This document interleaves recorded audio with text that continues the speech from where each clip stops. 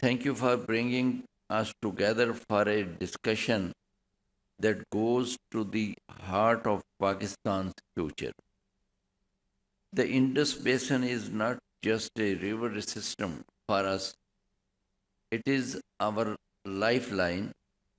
It feeds our people, drives our agriculture, powers our energy, and sustains our cities. Quite simply, if the Indus is secure, Pakistan is secure. But today, that lifeline is under pressure. Up north, our glaciers, the source of this entire system, are changing. Sharper extremes, floods on the one side, droughts on the other. The 2022 floods showed the scale of destruction climate change can bring, and yet other years we struggle with water shortage. Downstream, the Indus Delta is shrinking, sea intrusion is advancing, communities that once thrived are now at risk. This is reality we are dealing with. It is serious, but it is not beyond our ability to respond. Provided we act with clarity and discipline, our approach is straightforward. First, we are strengthening our water system, the means building and managing infrastructure that can store water when it is available and release it when it is needed. At the same time, we are improving monitoring using both ground system and modern technologies to ensure better decision making. Second, we are focusing on efficient use. Agriculture consumes the largest share of water. We cannot afford wastage. Better irrigation practices, smarter cropping choices, and rational water management are no longer optional. They are necessary. Third, we are improving coordination within country. Water is a shared resource. It requires trust and cooperation amongst the provinces.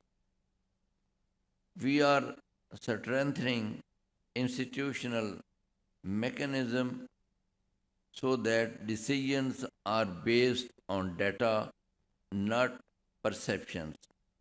Fourth, we recognize that the Indus is a transponder system.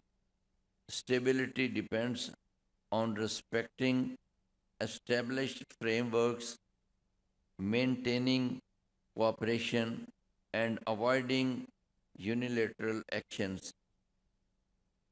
Water must remain an area of discipline, not dispute. Let me be clear on one point. This is not just a technical issue, it is a national priority. It is about food security, economic stability, and social balance. We also need to connect science with policy. We have the data, we have the expertise, but we must ensure that this knowledge directly informs decisions on the ground. And above all, we must keep the people at the center, the farmer, the villagers, the communities in the delta. Our policies must translate into real improvement in their lives. Ladies and gentlemen, the Indus has sustained us for generations, but it will not sustain us automatically in the future. It will require careful management, strong institutions, and consistent policies direction. The message is simple. We have capacity to manage this challenge, but we must act in a coordinated and disciplined manner. I look forward to hearing the perspective of fellow participants and to constructive a discussion on practical solutions. Thank you very much.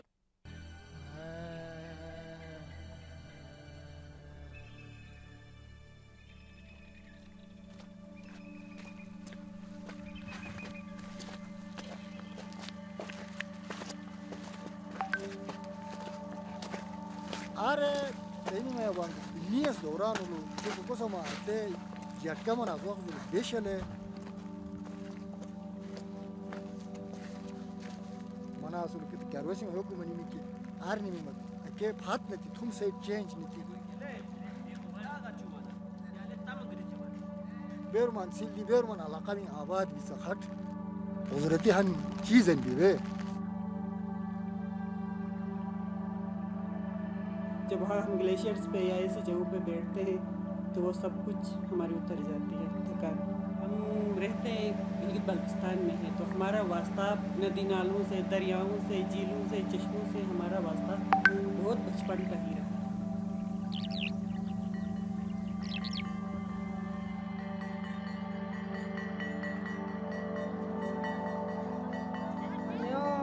شو بلا فرصة يارني مربوط شو بدوم मैं शुआ के बिला का दायत जख्मात के मेरे बिला का दायत शुआ के बिला में ताज़ा सेल टूटिला शुआ के बिला दायत तो मैं दा खतरा के बिला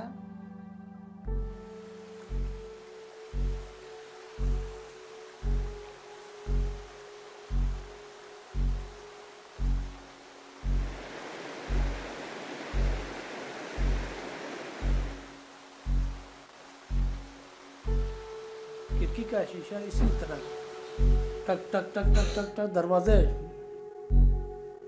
घर पे ही थे। कॉल किया, बहुत सख्त हुआ, सैलाब आ रहे हैं, घर से निकलो जल्दी। बोला हम लोग बच्चों के साथ निकल गए। इतना अचानक में आया कि हमें अपने रहने का कोई बंदोबस्त भी नहीं, तो फिर भी हम खुले आसमान तले वो रात गुजरी है। कैसे गुजारी है वो हमने गुजारी है, वो हमें पता है। ग्यारह घराना खत्म हो चुका है, बिल्कुल सिरे से ही। जमीन जो थी वो भी मतलब पूरा ही खत्म हो चुका है।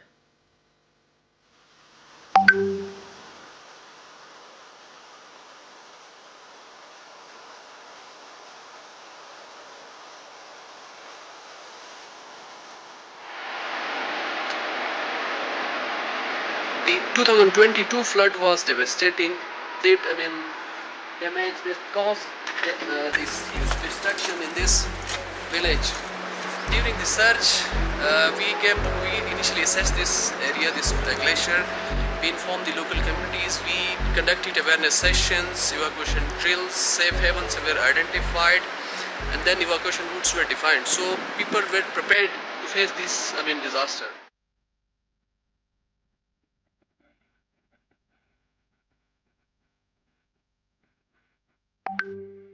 इंसानों की मदद एक दूसरे के हम ख्याल रखते हैं, मदद करते हैं, ये हर इलाके में, चाहे वो गांव हो, शहर हो या ऐसे हमारे तरह कोई मुतासिर इलाका हो, क्योंकि इंसानियत के नाते हमें हर वक्त हर जगह पे एक दूसरे की मदद करनी चाहिए।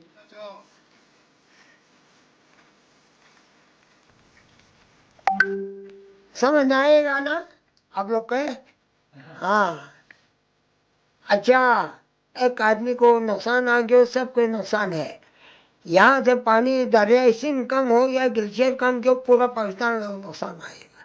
पूरा पाकिस्तान का जो है एक ही दरिया है, दरिया इंडस, उनके डिपेंड भी हमारे इस ग्लेशियर के ऊपर है। ग्लेशियर को बचेगा तो इंसानी बका इसके साथ साथ जारी रहेंगे। अगर हम इसी तरह से गफलत और सुस्ती का मुजाहरा करते रहे तो ये जब ग्लेशियर जैसा खत्म होगा तो इंसानी ज़िंदगी बका के लिए सबसे बड़ा लामी है।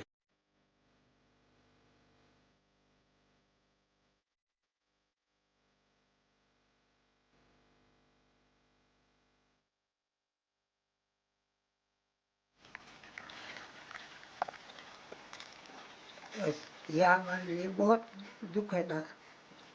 पाकिस्तान भी मेरे पाकिस्तान है, मेरी पाकिस्तान वाला है। बस मेरी यही ख्वाहिश है कि हमारे बच्चे जो है आगे बढ़ें। बस जाहिर बात है, ग्लेशियर्स पिघलेंगे, ख़त्म हो जाएंगे तो पूरा दुनिया ही इससे इफेक्ट होगा ना। तो जाहिर बात है, ये तो एक साइन ही है।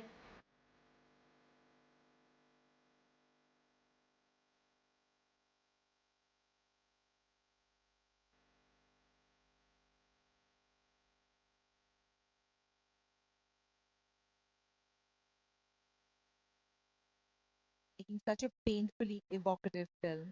And I'm almost really honored, unfortunately, because of the message to follow you. So we can hopefully bring some of these conversations together. So really, thank you.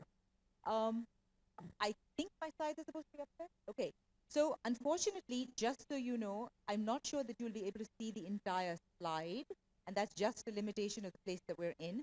I will speak and I will ask the organizers to make sure that the PDF is uploaded to some kind of website. So you should be able to find it and you should be able to sort of dive more. I'm very available, happy for all kinds of Q&As and engagement. So let's keep the dialogue going is the point. Okay. I am going to be super on time. So what you're seeing is, obviously the first slide of what I'm presenting. Let me make sure it's all together. Okay. I hope that you're seeing as much of that as possible. The image behind this title is called The Water Line, painted by a student and artist at Harvard College called Karen Choi. She presented it at a conference at MIT 2 weeks ago, and I was so moved that I wanted to make sure that we were able to look at it here also in the context of this conversation. It tells the story we are here to have today. Past, present, and future, separated by a single line of water. The Indus Basin, in our purposes, is that line. Between what we have inherited, what we are living through, and what we have a chance to build. I'm Dr. Erum Sattar, as you heard. I work at the intersection of water, law, and governance, and the human lives and ecosystems that depend on both.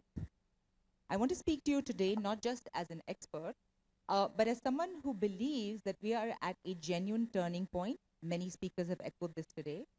And the turning points require something harder than analysis.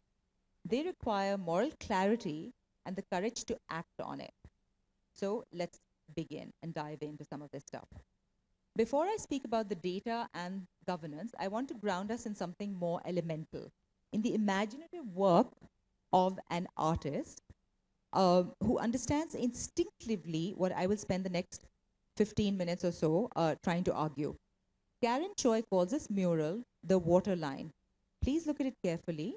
Above the water line, an imagined future.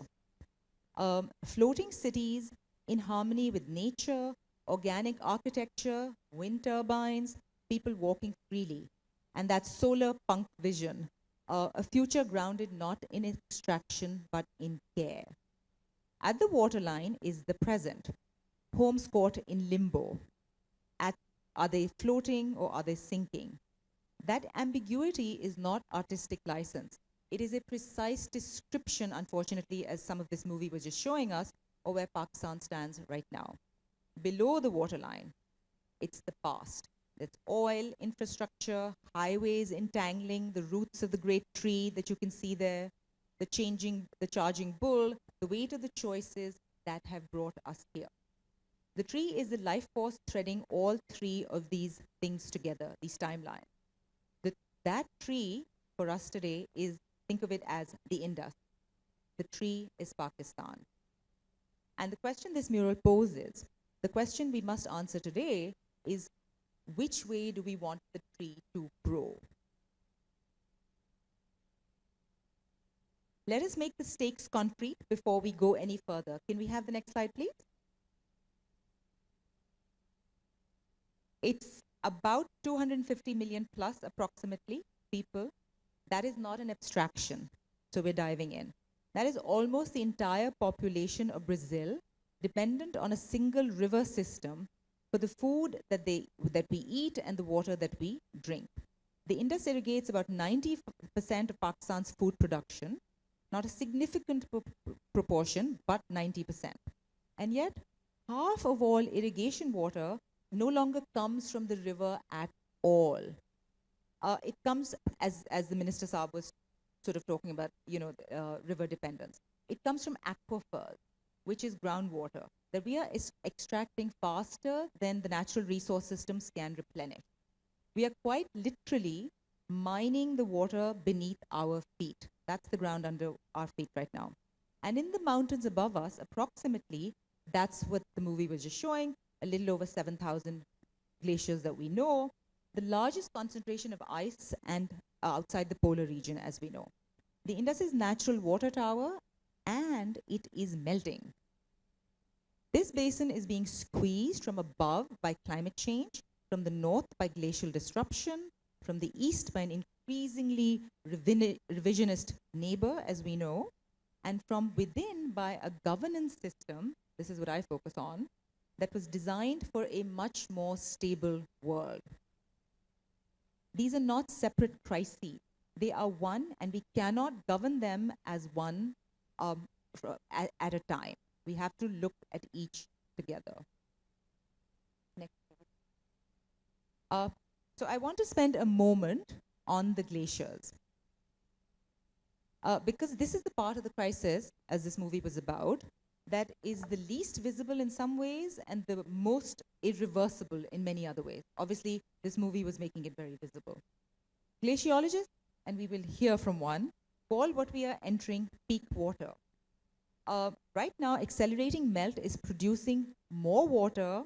Rivers are swelling, so it's not less water. In fact, it's more water. Seasonal flows are up. However, there is a perverse and dangerous sense in which the short-term signal that we can see, more water, is actually masking what is actually happening because the store is being depleted much more permanently.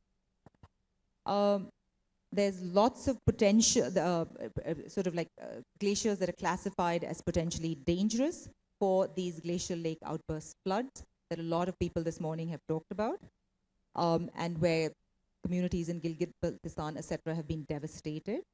And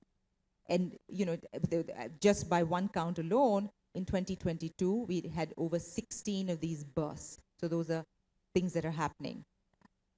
But now we look at that phase 3, which may be a little hidden for you, is what we must govern for. The long drought, when the glaciers are gone, unfortunately, the natural reservoir that feeds the Indus through the dry season is also going to be gone. Summer river flows may actually collapse precipitously. This is not a model projection, it's a physical certainty almost. Unless global warming trajectories change dramatically. However, and this is our job, we have to plan for the world as it is, unfortunately, not one which we wish for, while still acting to change things in the present. The Indus cannot be governed as if the glaciers were a permanent feature. They are not, unfortunately. Every law we write, every dam we build, every allocation we make must be made with this view. We go to the next one. The Indus is not a pipeline. It's a living system with a logic from source to sea. And every part of that system is now under stress simultaneously, which is what makes this moment so demanding. So perfect time for the conference. At the top, glaciers are disappearing. This melt feeds the upper tributaries, the Kabul, the Jhelum, the Chenab, the Ravi, the Satluj. Rivers whose seasonal patterns are becoming unfortunately less predictable and whose cross-border flows are increasingly also getting contested, as we know. Very much something we know in Pakistan. That water enters the world's largest contiguous irrigation network, a system of canals and watercourses built over more than a century and a half that supplies over 90% of like our agricultural flows, as I said, specifically also for food production. This system was built for a stable climate, which meanwhile it is operating in an unstable one, unfortunately. When the system fails, when floods overwhelm it, when droughts stress it, the communities across Punjab, Sindh, KP and Balochistan bear the consequences, some of whom you just saw. Just in the 22 floods alone, over 33 million people were displaced. And at the very end of that chain, it's the Indus Delta. Let's not forget. Once one of the most productive ecosystems in the world, now shrinking, increasingly saline, its mangroves dying. Those are things we need to think about also. Its fisheries collapsing.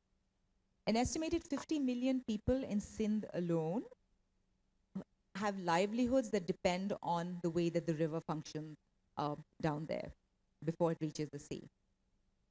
When we talk about governing the Indus, we are talking about governing all of this complexity together at the same time, and that's the challenge, and that's obviously also the opportunity, and that's the challenge for us to write.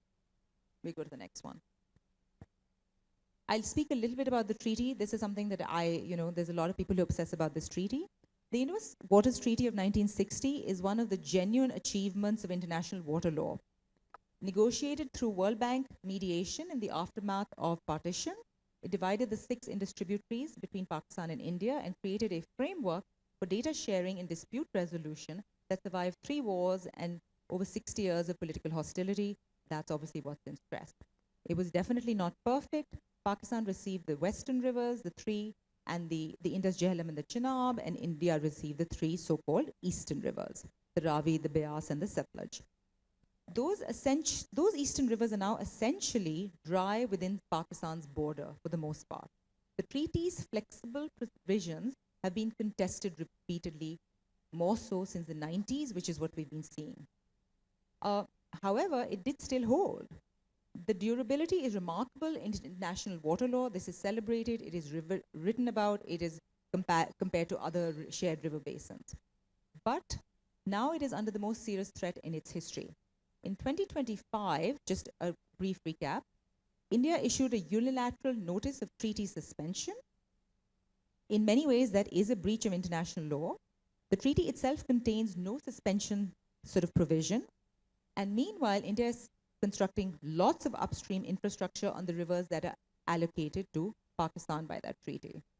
It's exploiting the treaty's modification language specifically to press for reduced water shares. And it is doing all of this from a position of growing strategic and economic advantage. Obviously, that's something we have to deal with, while Pakistan's diplomatic bandwidth may be stretched on many sort of different fronts. I want to be very clear about what is at stake here. It's not a bilateral dispute between 2 states. This is about whether international water law means anything in conditions of climate change, which is what we're now in, and power asymmetry, which is probably always the case. What happens in the Indus will be watched by every downstream nation in the world. Happy to talk more about that. We'll pick the next one. I've got a quote here from Abraham Lincoln, who was a truly sort of great human being. You cannot escape the responsibility of tomorrow by evading it today. I love that. It is no more true for water. It can sort of go in so many dimensions. That sentence, basically, in my humble opinion, is a diagnosis of Pakistan's water governance in one line. We have known about, for instance, the groundwater crisis for decades. There is still no national framework for extraction limits. We have known about the need for binding interprovincial water allocation since at least the 1991 Water Apportionment Accord, an accord that is honored in good years and contested in every bad one. I've got a whole dissertation on this. Happy to talk more about this, which is to say increasingly contested now. We have laws. Pakistan has water policy frameworks at the federal level and in every province. The gap is not legislative in many ways. The gap is institutional capacity, political will, and accountability.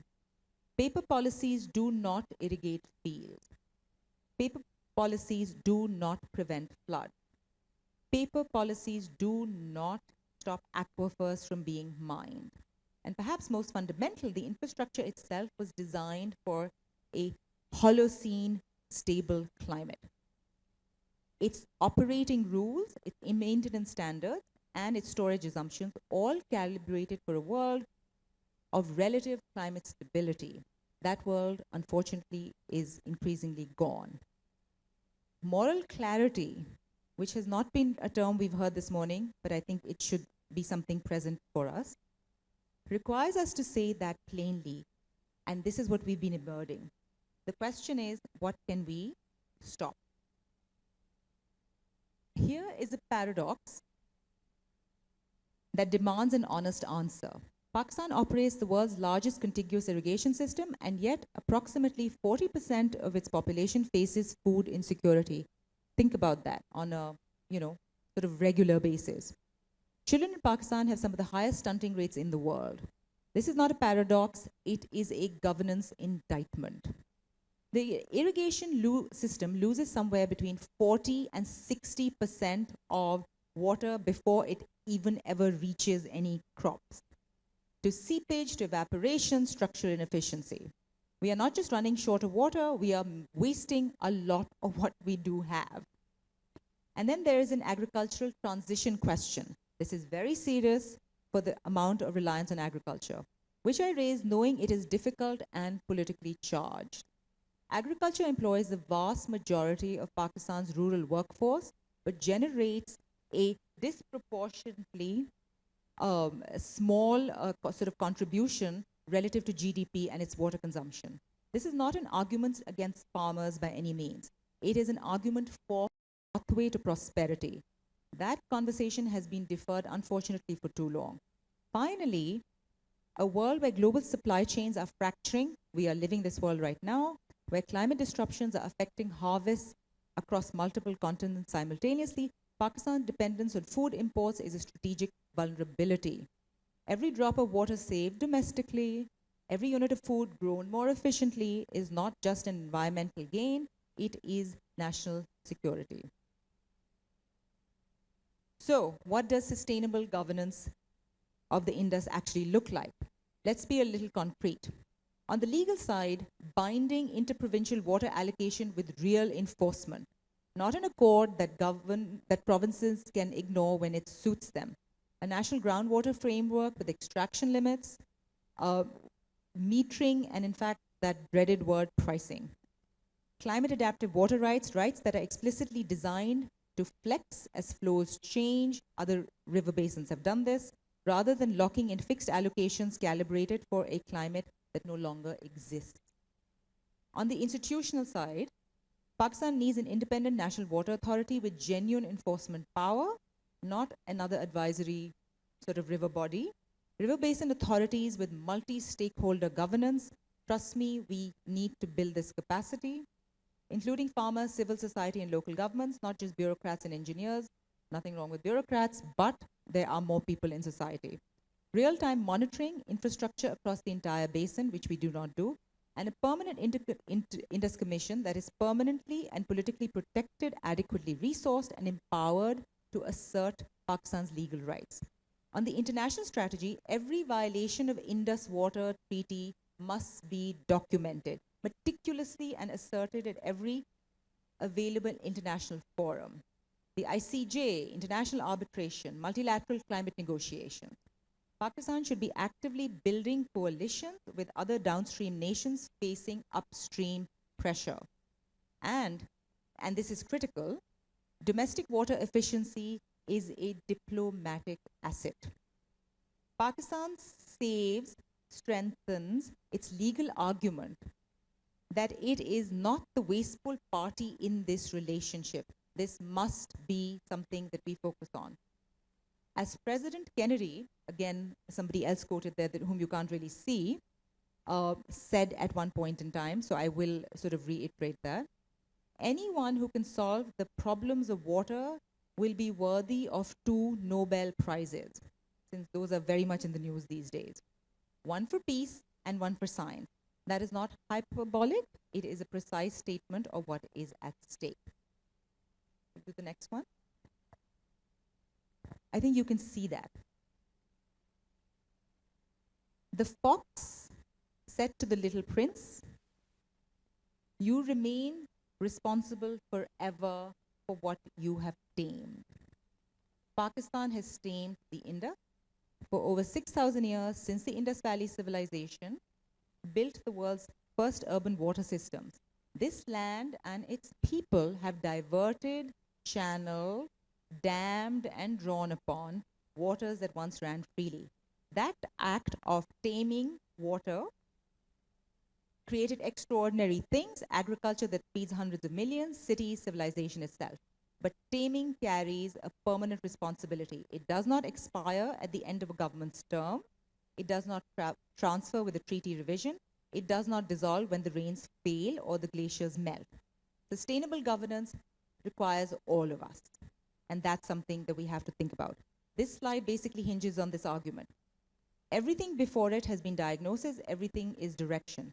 The question is not whether we understand the challenge, but what are we going to do about it?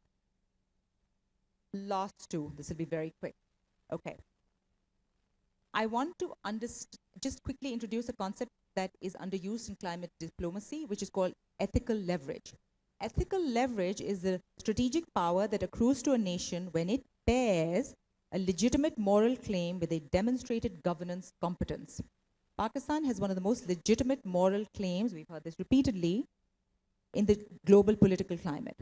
We contribute less than 1% of emissions, we've heard, absorb some of the worst storms. But moral claim without governance credibility are simply grievances. We heard many ministers talk about this morning. They are heard, they're acknowledged, and they're acted upon only to the minimum content that strategic convenience gives us. But Pakistan, that governs the Indus equitably for all its people, that creates binding interprovincial relations, that Pakistan has earned something more than a grievance. It has earned the right to lead. And that's the vision I think we need to have and bring with us. Those who create a rules-based order to tackle water problems will be on the right side of history. The Indus, if governed well, becomes a model for the Mekong, for the Nile, for the Jordan, for every river basin in the world where upstream power and downstream vulnerability are in conflict. That is Pakistan's opportunity, not despite the crisis, but because of it. So there is huge empowerment. And finally, the river does not wait. Can we get to the final part? The Indus Basin has, as we said, sustained civilization for thousands of years, built sewage systems, standardized weights and measures, all kinds of things that were very sophisticated. What happens in this river basin in the next 30 years will not only be determined by the river. The river will do what rivers do, respond to physics, to gravity, to atmosphere above it, and the rocks below it. What happens will be determined by us, all of us, by the choices Pakistan makes now about how to govern what it has tamed. We cannot escape the responsibility of tomorrow by evading it today, and we remain responsible forever for what we have tamed. The question before this room, all of those others watching who will watch online and through lots of social media in times to come, is not whether we understand the challenge. We do. The question is whether we have the moral clarity and the political courage to act with the urgency that this moment demands. The waterline is where we stand, as we saw in the mural. Above it lies everything we can still build. The future is Karen Choi's mural. The floating communities, the wind turbines, the organic buildings, the people walking freely in a world that has chosen to take care over extraction alone. That future, however, is not inevitable, but it may still be possible. And it begins with the choices we make today. Thank you so much. Good afternoon. It is a great pleasure for me to be here on behalf of EPK2CNR and the University of Milan, two Italian and international organizations which have been present in the mountain regions of Pakistan for the past 50 years and conducted research there. So I have a brief introductory video, if I can ask that please to be played.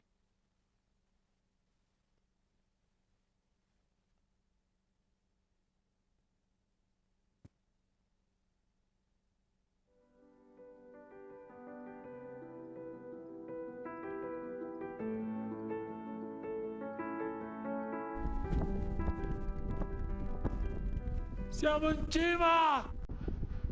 Siamo in cima!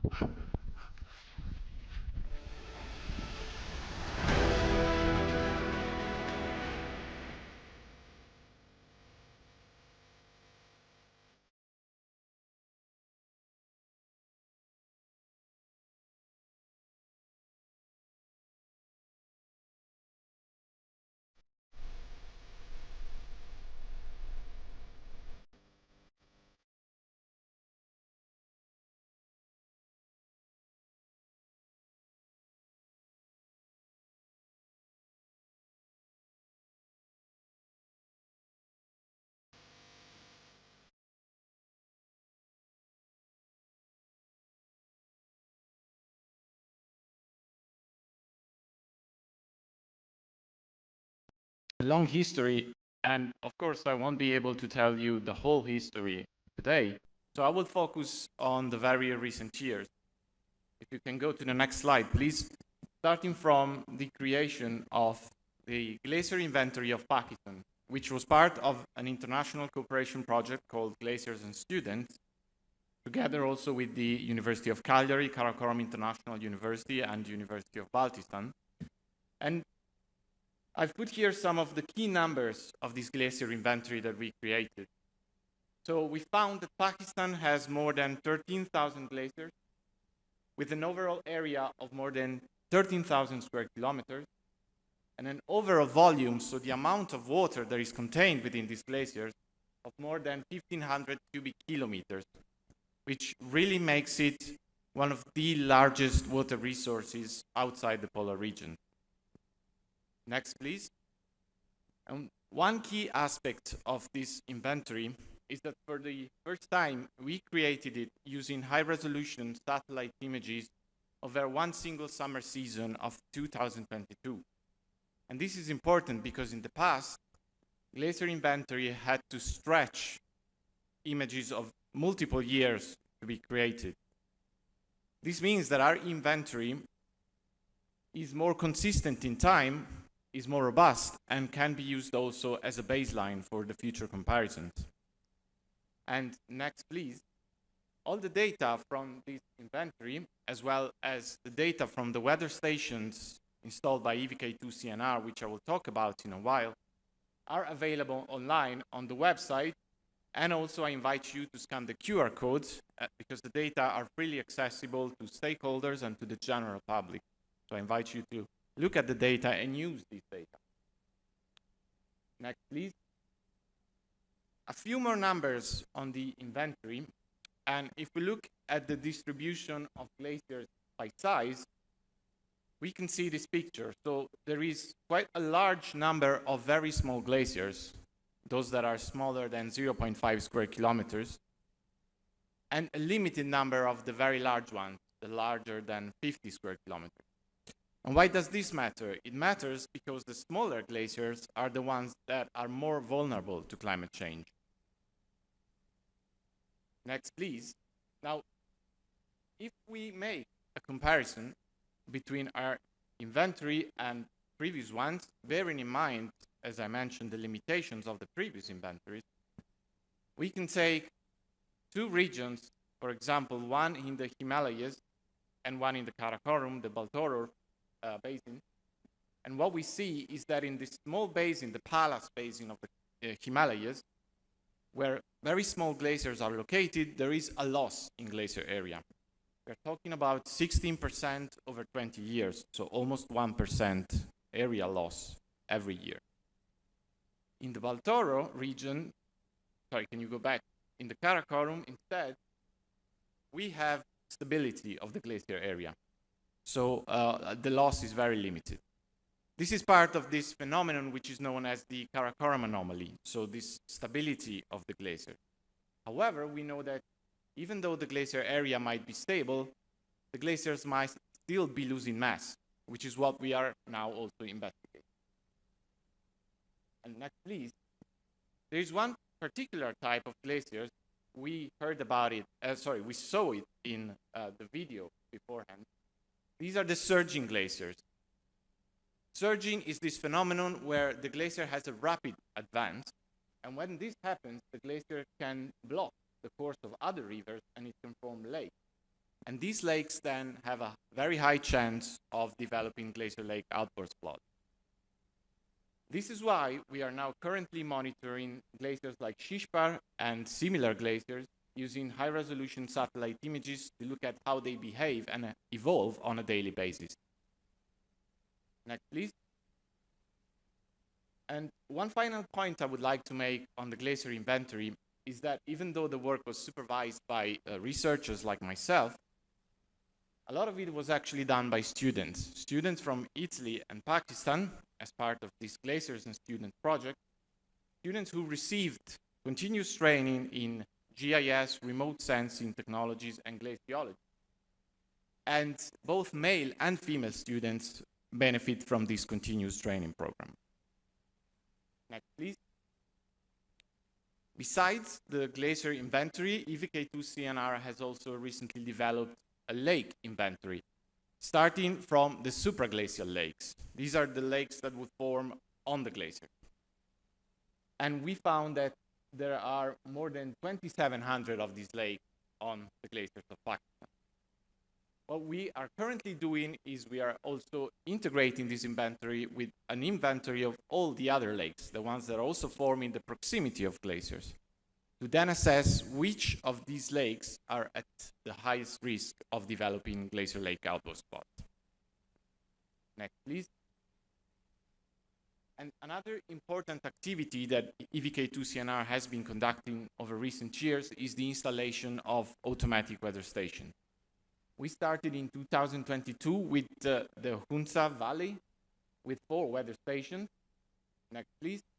Then we continued with the Baltoro region. Next slide, please. Where we installed the weather station that is at the highest altitude on a Pakistan glacier at Concordia, 4,600 meters. Slides are not going forward, but okay, I will keep speaking. Fine. And then finally, last year we also added 2 more weather stations and a hydrometric station at Chogolungma in the Basha Valley. Next slide. Okay, next again. And these weather stations are providing invaluable data on parameters like air temperature, solar radiation, rainfall, and these parameters help us develop glacier models, and over time, they will also allow us to assess the trends in the climate change in the region. Next, please. So these activities were just the starting point. Glacier inventory, the weather station. What we are currently doing within a project called Water for Development is using these data to derive information about the water availability from the glaciers in the present and in the future, the impacts of climate change on this water availability, and how that changes also the glacier mass balance. Next, please. One project that is complementary to this is the Spantic Lab project. This takes the name from Spantic. This is a 7,000 meters peak which towers above the Chogolungma Glacier in the Basha Valley and Arandu village. And this is really an open-air laboratory where we are currently investigating the glacier, but also air quality and air pollution and water quality. Next, please. Chogoluma is a particularly interesting glacier. It is one of the largest in Karakorum, and the lower part of the glacier is almost entirely covered in a layer of debris, which, depending on how thick this debris is, means something for the glacier melt. So it is an ideal place to study the effects of the Karakoram anomaly and what that means for the future of the glaciers of Pakistan. So in the interest of time, I might skip these slides just to tell you that I personally visited this glacier last year, conducted drone surveys there, and also did training. So we are going there again this year to really look at the changes of the glacier in high detail. But next, we are also performing investigations using satellite data to really look at the signature of the debris and identify its mineralogical properties and what that means for the glacier melt. And next, please, again. Most importantly, what we are also doing is we are using the satellite data to look at the changes in the glacier volume. Next slide, please. So the key finding from this map is that what we observe is high losses on the lower part of the glacier, but there is stability above 4,000 meters. And if we compare this to the situation, for instance, in the Himalayas, there the glacier losses go up to 6,000 meters, and also the glacier area is decreasing, whereas in the Karakoram, it's more stable. And again, quickly, next slide, please, and next again. What we are now doing is we are developing these models to look at the water availability from the glaciers in the Chogolungma and in the Hunza region. This is an example from Pasu Glacier. Here we estimated meltwater availability from the glacier of 39 million cubic meters in 2023. Now this may seem like a large number. In fact, it is quite some amount of water that is going down, that is available downstream. It's not lost to the glacier because it's partly replaced by accumulation in the form of snowfall. If you do the math, what you see is that there is a loss, but it's a small loss. And what that means for the glacier is a loss of 0.1% of the volume in 2023. So to go towards my conclusion, really you might ask, should we be worried? Well, to answer that, what we are now doing is we are developing these models for the whole Hunza region, for the whole Chogolungma, and by the end of the year also, we'll have an estimate of the water availability for all the glaciers of Pakistan, not just for the present, but also for the future, looking at also emission scenarios and what that means for the temperature changes in the region. And I would like to conclude also by mentioning the other project that EVK2CNR is developing, Air for Development, which is a project about air quality monitoring for climate and public health, Mountain Development as Climate Sentinel, which is about ecotourism and environmental regeneration, and finally the Virtual Green University, which combines an advanced training school and an e-learning platform for data sharing for climate research. For the post-disasters needs assessment after the 2022 flood, I have a fantastic panel who has a lot to say in a very little time. So I will refrain, as your moderator, I will keep you on time. I will refrain from commenting, and I will try to give you as much time as possible. I would first like to start with Simi Kamal, Chairperson of the Hisar Foundation and water and gender expert. I think the keynote speeches really laid it out for us. The Indus is connected ecologically, is an ecological connect. I would like to ask you if you can maybe tell us a little bit more about the governance connectivity, the institutional connectivity. Is it fit for purpose, and what is your perspective from your learned experience? given what you've already heard, the other speakers, so I won't go into those details. But as Erum had said, when we think of the river Indus, it's really not about just policy or governance. It's about how it is lived and what people feel.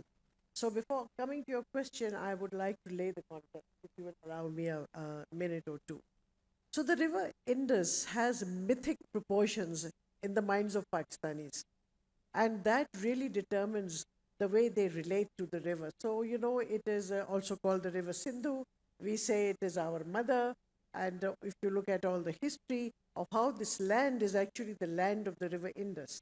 And then institutionally, when we try to manage it by breaking it up into administrative units, then we are going backwards in an environment where climate change is happening to us literally daily, and it's happening a lot faster than we wish to do. So this institutional disconnect has to be understood. So we have a federal government, and then we have provinces and we have two territories, and then we say that water has to be managed according to the provincial water accords, and which is all about division of water, just the physical division of water rather than benefit sharing. And in that environment, when we say that this is a national resource, and then we have to have a national perspective, that doesn't mean it has to have a federal perspective. What it means is that all the provinces through which the river flows are connected. And so therefore, do we have the institutional arrangement to do that? You see, because water has become so contentious and so political, nobody wants to touch the water accord. Just like nobody wants to touch the Indus agreement with India. And now India has gone ahead and they have done something called a suspension, which is not even there in the treaty. So given this environment, we have this plethora of institutions. Flood management is by somebody else. Water and sanitation is by somebody else. Health and hygiene is somebody else's responsibility. So there is this disconnect institutionally that we must fix. And I believe that the way we have to do it is to reimagine the river Indus. Reimagine and build pride in it. Maximize and prime the infrastructure we have. Build no more heavy infrastructure. Go for nature-based solutions. And please remember that given the huge speed of the changes that are happening, we must look for local solutions. If you look at the older world that existed, and I agree that we can't go back to the old world, we'll have what is called a new normal with new institutions and with new kinds of ways that we interact with water. So if we look at that, there was holistic management of water locally. So we believe now, certainly I believe, that it is the time to think locally and act globally, not the other way around. We don't need global thinking anymore. We have to go back to interdependence, and we talk about the water nexus, water, food, environment nexus. That nexus doesn't work at a larger level. It only works at local level. And so that is where we must put our next efforts, and that is where we have to build resilience of institutions. Pakistan has no functioning local government. I believe that until we have a functioning local government, we are not going to be able to address any of these problems. And now, last bit that I would like to say is, why are we talking about water in this climate conference? That is because last century was the century when we were throwing all the greenhouse gases, CO2, everything into the atmosphere. Okay, and at that time, that's all we talked about, carbon. The age of carbon is over. We have done all the damage. Everything now that we are doing is little in comparison of what we've already done. And the result and impact of that is on water. So this century is all about the impact of climate change in water, and that's why it's really important that we have to discuss water, say water in the same breath as climate change. Because 90% of the impact now, whether it's boiling ocean or melting glaciers, polluted rivers, drying up rivers, it's droughts and floods, all of that has to do with water. I also believe that the age of mitigation is over. Okay, we had that window that we have missed out. Now we are living in an age of adaptation. And in order to adapt to climate change, we have to have much more focus on our water bodies and how to preserve them so they can continue to support life on Earth. Thank you. Thank you very much, Simi, for being short, provocative, and to the point. And this gives me a very, very nice segue to our next panelist who is online. Dr. Mohsen Hafiz is Director for Water, Food, and Ecosystems at the International Water Management Institute. Simi, you've mentioned the lag time between mitigation, when we load the atmosphere with gases, and impacts, which is when we start feeling how those greenhouse gases are translating into impacts on water, on temperature, on precipitation, and so on and so forth. Dr. Hafiz, I had 4 questions for you. I will keep only 2 of them. The first one is very much related to that lag time. Can you tell us if we are planning for the next crop season or for the next 50 years? And from your point of view, what are the technological solutions and sustainable ways through which we can govern water, and especially the main irrigated areas of the Indus, so that we strike the right balance between the next crop season and the next 50 years? Over to you, please. Thank you. Thank you very much, Meryl. I will start with the last question. In Pakistan, we are working on ad hoc policy, ad hoc everything. We don't have a better planning, or the tools are available which can tell us how much water is available and where is the water and everything. In the Indus Basin is one thing, the major dams, but also on the groundwater. As Erum Star mentioned earlier, the groundwater does not account in the system. We don't have that kind of the information is available. So we are using a patchy of information which is available, combining some of the other information, and that's where it's leading towards that one, making the short-term 3 months, 6-month kind of planning. Pakistan must stop that kind of the planning, and we need to go moving on a bit more on the scientific-based approaches or evidence-based approaches, and that's where that will be more useful for the irrigated system. There I will start some of the contexts on that one. We are growing the rice and sugarcane into the area in the arid environment, which is technically technically wrong. We should be stopping on growing the crops which are not suitable for particular zone. So we should be following the agricultural zone. But when we are talking about the Indus Basin and particularly the irrigation system, we are having a lot of mismanagement of that one, the irrigation. We don't have a proper accounting system for water. Even when we are talking about Indus Water Apportionment Accord, which was a good starting point, provincial water distribution, but that has not been updated based on evidences how much water is available on any given year. It has been, if it is a good year, then that could be used. Now, in terms of coming on a technological solution, we need to utilize on a digital tool.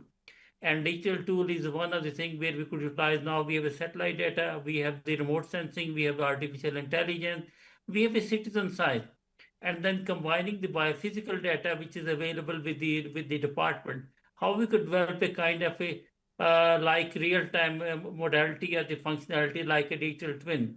IMI has been working on using the digital twin in the Limpopo River Basin, where we have really working on that one on the real time. What's happening on the water sources, how much water is available, where is the water being used, and what's kind of our demand on that one. So we could utilize those kind of the model which are running under that one, and the AI tools and technology with the on-ground validation, what actually is happening. So how we could move forward into that one in the planning, growing the irrigated crop in the right area where that's suitable. But in order to augment the water supply, we need to go for nature-based solution. We need to utilize the technology, AI-based irrigation demand forecasting and management. All that will be playing a role. And then lastly is about that one system level approach. We are talking about not going on a provincial one at district scale level, but how we could treat Indus Basin as a system. If we are doing a deforestation in the upstream, that has a downstream impact. We cannot treat on the geographic boundaries and everything. Lastly, International Water Management Institute has developed a lot of the digital tools. We have developed a water body inventory of Pakistan, and it will be good to combine with that one, the Glacial, and saying what we can do and how we could link up on that one.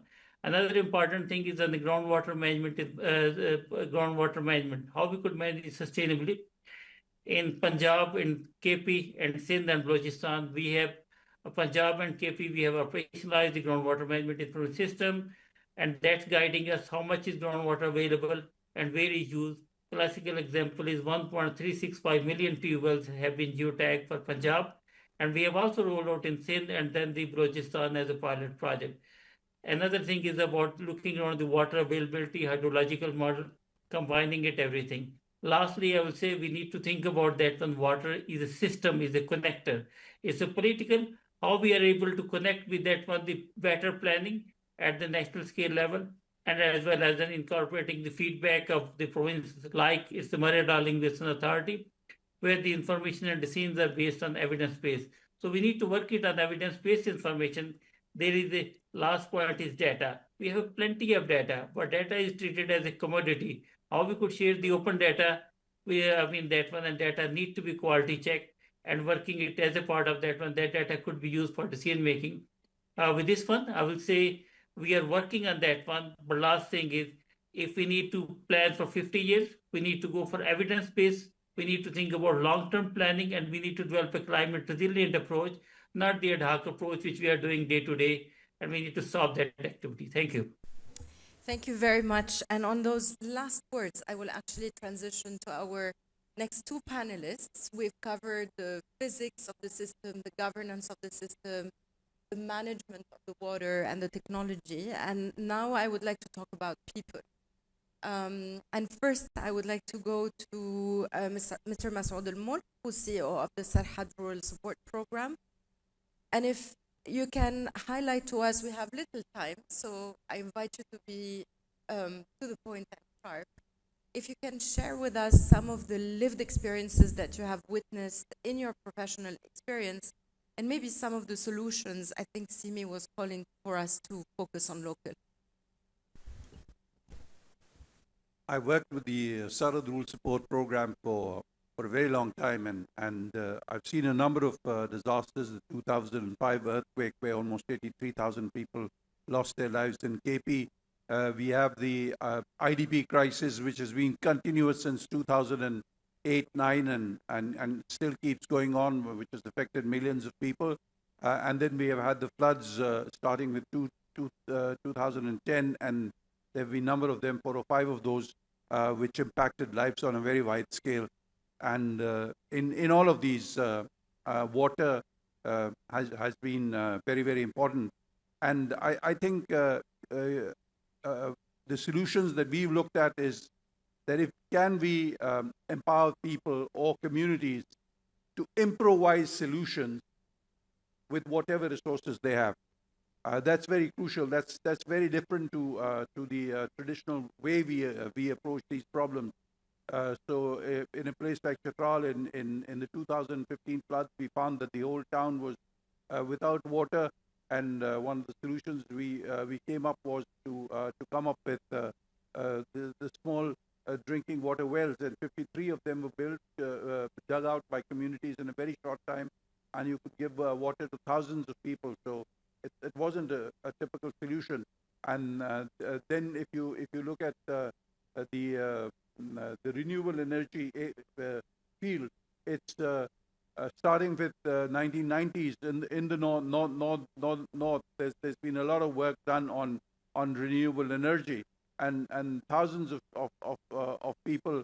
There are whole tehsils that generate their own electricity and have run that for sustainable basis for almost 30 years. But the challenge again is institutional. As you develop a renewable energy at that local level, the demand keeps multiplying, and then how do you address that demand? If you want to use the communities, what kind of institutions is at the next level that you need to develop? Those are the kind of challenges that you face in this sector. Thank you very, very much. And now, maybe in a very complementary way, I will turn to Nusrat Nahab, CEO of the Agha Khan Agency for Habitat. Nusrat, can you tell us a little bit about the issues that are faced by downstream communities in the Delta that can be directly attributed to climate change, and what, in your point of view, from your point of view, being a climate and disaster risk reduction specialist, what is the shift in approach that is needed? Thank you. It's a privilege to be part of this important discussion. The question, I think Kimi also highlighted it. You know, upstream or downstream, I would consider it's not fragmented, it is deeply interconnected. What happens in the mountain, so it's really interdependent on each other. So climate change brings, I think, not a new issue. I would not say climate change is a new issue. It has actually exposed our weakness. And that weakness is not really in, sectors. It is about the system. It's about the governance. And I see in Pakistan, they come from the mountain or, from the delta. Solutions are there. You saw our video. Nyal has done a great job in terms of, not only raising awareness, but bringing the issues forefront. And in that you could see maybe the villager, maybe he or she, they were not really literate, but they knew the essence of the issue. They were aware that if we do not protect, now the glaciers, if we not go for adaptation, tomorrow it will be a consequences which is not only faced by the mountain communities locally, but across Pakistan. Two things I would like to add. My organization, I'm part of the Afghan Development Network, decades of experience and some best practices, I would say it exists. And I clearly see that how things exist, but what is required? Required is scaling. So that is really important. And another part is this forum, which has brought, I think, the policymakers, the science, the local knowledge, or we call it indigenous knowledge, and the community's voice. I think it is really important that we have to work together, not in silo. I remember one project we were giving, I would not name the donor, but we were giving a project concept to a donor. And we tried to cover from the mountain to the coastal area. That was rejected, that why are you, not only talking about one particular geography. So today, I think it's more important that when we plan not for projects, not for just intervention. We plan for the system because it's very much interconnected. Thank you. Thank you very much. And that's the essence of the Living in this initiative, isn't it? We have 5 minutes left. I will send my personal apologies to Dr. Pema, Director General of ECMOD. We will skip his video recorded message. It will be posted by Dawn on the website of the conference. And I would like to take a minute maximum for each of our live panelists to give me your fire conclusion on this panel. Simi, we start with you. Mike. This one on. As the world changes really fast, so do the generations, and they change faster and faster. So from the baby boomers, we have the millennials, and then we have the Gen Z, and then we already have Alpha and Beta coming up. Now these new generations think completely differently from us. And they are living this changed world. So I think that if they are here, I have a message for all of them. In our generation, we were always divided into blocks. You are an engineer, or you're a this, or you're an academic, or whatever. I think it's time that we have Renaissance men and women in Pakistan. So the same person has the academic rigor and the research rigor and the heart and passion of an activist. I would really like to see that happening. And if you want to see that, we have to build the science of water. the science of climate which is missing, which means no NOCs, no series of NOCs, no stopping people from getting primary data. We have really lost the art of primary data in the last 50 years. So I think that's something we really need to work on. Thank you. Thank you very much. And now, back online with Dr. Hafiz. Over to you, 1 minute. Thank you. I think I will just build up what CB was saying it. We need to go for the water system approach. And in the system approach, we need to look around that one, the water. At the moment is water, every irrigation, every department is just saying that their role is distribution of water. That need to be changed. It need to be service oriented and they need to be responsible. Water need to be treated for domestic, for agriculture, for environment, and for all the purposes. And then that's where that from the citizen science, where we involving the people at the grassroots level, at the larger scale level, and building up on the new technology which is available, artificial intelligence, remote sensing, and all those things, and how we are building a confidence on that one and making the policy decisions based on evidence base for better management of water, as well as improving the food security and also managing sustainability, and ultimately is that has no detrimental impact on the environmental flow downstream in the ecosystem. Thank you. Thank you very, very much. And now back to Mr. Masood. We have in the past lived with a world where we were looking at problems either in a simple or in a complicated way. A simple where we could pick up best practices from around the world and apply them over here, or complicated, bring in experts who solve those problems. But increasingly what we're doing, happening now is we're dealing with an uncertain and a complex world. And for that, I think we really have to look at our institutions once again. For the kind of problems that are coming up with climate change, the institutions that are large and monolith are not going to be able to deal with it. We need to handle diversity. We need to be able to address issues at a local level. And for that, rethinking about our institutions and to make them adaptive, flexible, responsive, people-centered is something that's very, very important.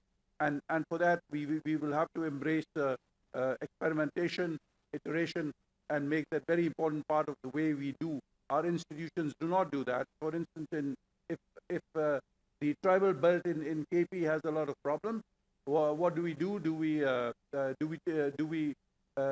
look at it as an opportunity and create new institutions that would address their problems in a new way, or do we take the institutions that are already dysfunctional in this part of the country and take them over there? That applies to climate change too. And not only to Pakistan also, if I may add. Nusrat, last but not least, is you. So Pakistan, I think we need to come out of reactive mode to more of a preemptive, approach. I think adopt responses. It gives us illusionary action. So sustainable water governance, I think that is the solution. And the Indus lesson, it doesn't need an emergency meeting or wait for the next, flood to come. It really needs binding finance. It really needs the true governance system from the glacier to the delta, covering the voices of all these people who live in there and who can build on their ancestors' knowledge, and especially the scientific, knowledge. How, if it is combined, it gives a beautiful solution to everything. Thank you. Thank you very much, and please join me, everyone, in a big round of applause for our panel. Bismillah ar-Rahman ar-Rahim. Let me begin in the name of the merciful Lord of all mankind and of all the worlds. It's a very hard thing to follow such an amazing list of speakers. I really enjoyed the movie as well from Nyal, and Erum waxed lyrical about a topic that is very difficult to actually present comprehensively. And of course, the panelists were superb as well. So what I'll do is actually give you a perspective from the AIB side. We have just released a report last week on water. And what I'd like to do is zoom out a little bit and talk about water from a sort of a more systemic and less Pakistan-specific angle. I think it's important to keep that perspective in mind. And I hope you will forgive me, even though I'm an ex-central banker and an IMF guy and also an AIB person now. I will, having been inspired by the movie and also by Erum's remarks, I'll say a little bit about a book that I really like at the end. And it's a book that I read about 20 years ago. It's about the Indus River. It's by a very talented writer called Alice Albinia. It's called Empires of the Indus, The Story of a River. And it's a beautifully written book, a book that I would recommend you all to read. It talks about how the Indus River has been the cradle of civilization for 5,000 years and how it's gone through ups and downs, and I think it's really worth looking at as well. I also cannot help but be reminded today of my first boss, which was a person called Mehboob Haq, who some of you might remember, some of the older people in the audience in particular. Dr. Haq was the most inspiring boss you could hope to have as a sort of a person who was just out of college. He was a finance minister of Pakistan, but he was much more than that. I think he was probably Pakistan's most brilliant economist, and someone who taught us that behind these cold sort of figures, statistics, is always a human life. And he came up with something called the Human Development Index, which was fantastic work, and partly for which Amartya Sen won a Nobel Prize. And unfortunately, Dr. Haq had passed away by then. Otherwise, I think he would have been a contender potentially as well. But let me talk about this report for a few minutes. If you could go to the next slide, please. Next slide.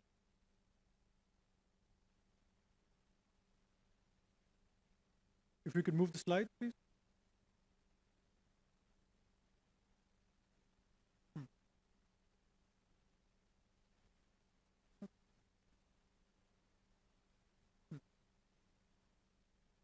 Okay, great. So let me give you my key messages up front. I mean, the institution for which I work now, the Asian Infrastructure Investment Bank, is based in Beijing.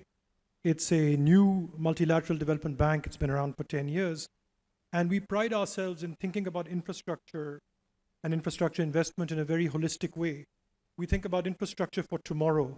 So infrastructure that is clean, infrastructure that increasingly incorporates nature. And we've begun thinking a little bit about how to think of nature as infrastructure in the last few years, including mangroves, including tree restoration, and how to use that as much as possible as opposed to gray infrastructure, which is typically very polluting. My third key message is that, as the panelists also mentioned, water is not just a sectoral issue. It's actually increasingly recognized as being a global, interconnected problem. And in fact, water can be thought of as infrastructure, as I will show you in my slides. But unfortunately, it's not managed like an interconnected infrastructure system at all. It's very local. The solutions, the problems are dealt with in a very sort of fragmented way. And that is not the way I think that we can solve our water problem as a species. The fourth message is that unfortunately, this global water cycle that we all depend on, and which the Indus River is part of, is increasingly being destabilized by climate and land use. And in fact, water risks are becoming increasingly macroeconomic risks, as well as political and social cohesion risks. But unfortunately, as I will show you, it turns out that poor countries that are water stressed, like Pakistan, are actually net virtual water exporters. The things that we export tend to be very water intensive. In our case, in particular, rice and cotton. And this is a very perverse thing that's happening. We already are very short of water, but it turns out that the things that we export are very water intensive. And at the same time, overseas development assistance that is targeted towards water is declining. So we are caught in a sort of a bit of a catch-22. I will also show you that, of course, the Himalayan glacier melt is a major global flashpoint, and it has severe cross-border spillovers because the Himalayas nourish not just Pakistan, but several countries in the region. And finally, I'll argue that to deal with these problems, to make sure that the global water cycle remains robust, we will need not just investments in hard infrastructure, but also in soft infrastructure, in particularly in terms of improved governance and data collection, as Professor Fogaza also talked about. We can move to the next slide, please. Okay, so just to set the context, the global water cycle is actually a very beautiful thing. It consists of water first evaporating into the atmosphere, then this condensation that happens, you get clouds that form, you get precipitation that brings that water back down, and then you see that water making its way through the sort of land mass. It sort of moves, it's called, the technical term for this is fluxes. But that's how the cycle kind of works, the global water cycle. There's bodies of water, there's clouds, it rains, comes back down, makes its way through again to the oceans, and then this is the water cycle that we all depend on. And at the same time, this global water cycle provides us some very, very important services. It moves, stores, and renews water.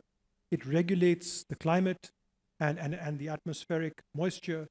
It underpins our food systems and our ecosystems and our energy systems, and it sustains livelihoods and economies. So it's a very important part of the way that modern economies function. Now, unfortunately, as I show you at the bottom, probably can't see all of it, unfortunately, but global warming and irresponsible land use is actually creating a lot of negative feedback loops that are hampering this global water cycle.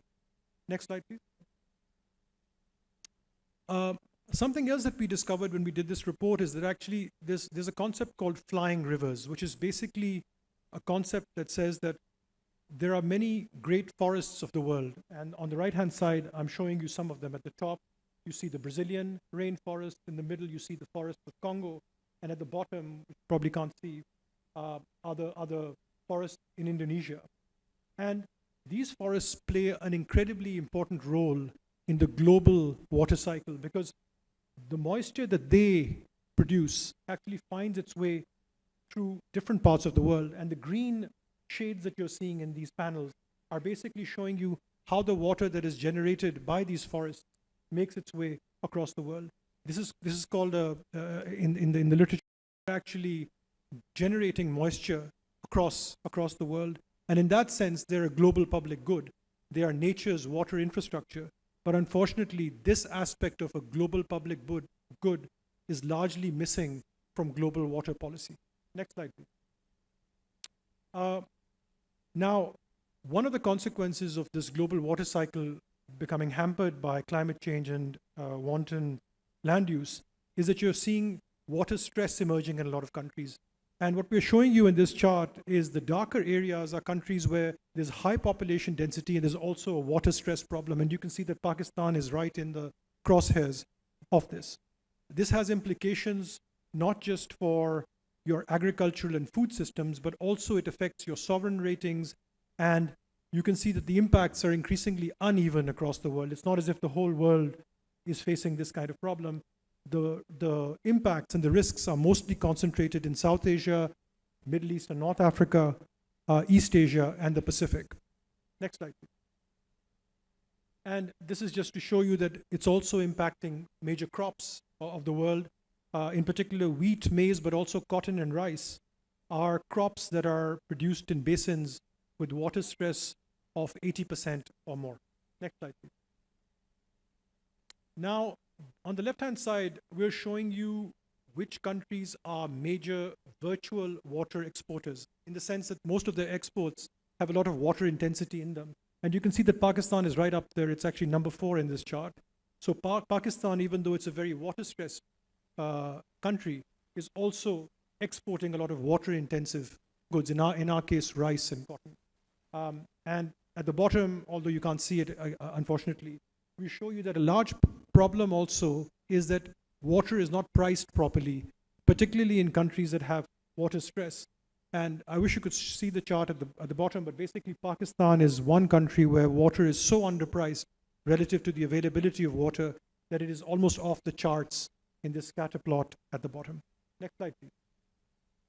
The Himalayan glacier melt, which we've talked about in the panel, is of course a major problem, not just for Pakistan, but for 10 major rivers that it sustains, including the Ganges, the Brahmaputra, and the Indus. And we're seeing that glacier loss is now contributing to, major flooding, and eventually it'll lead to droughts as well when the glaciers melt. And this affects about 240 million people directly, and 2 billion people more widely in the wider river basins. Next slide, please.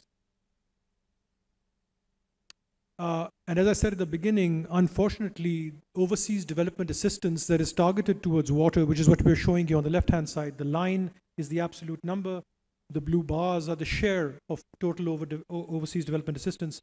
They've kind of been falling over the last 20 years.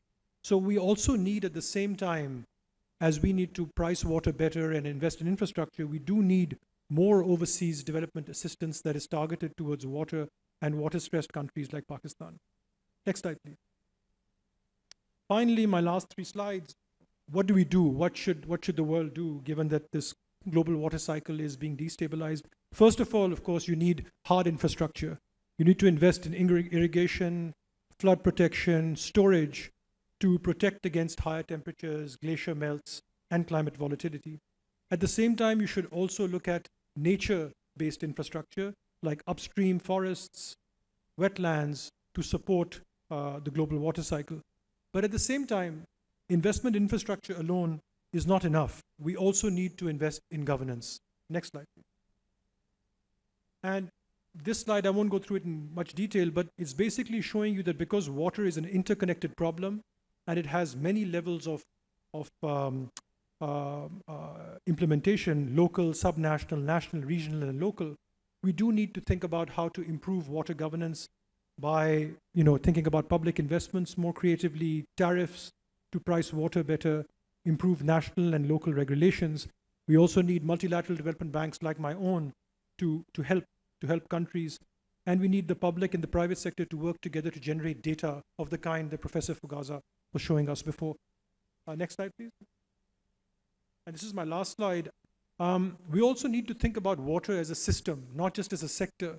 But as I said, because water is so interconnected, both in terms of soft infrastructure and hard infrastructure, and also forests and moisture and rain, we need to think a little bit more about managing water as a system and what that would entail. Next slide, please.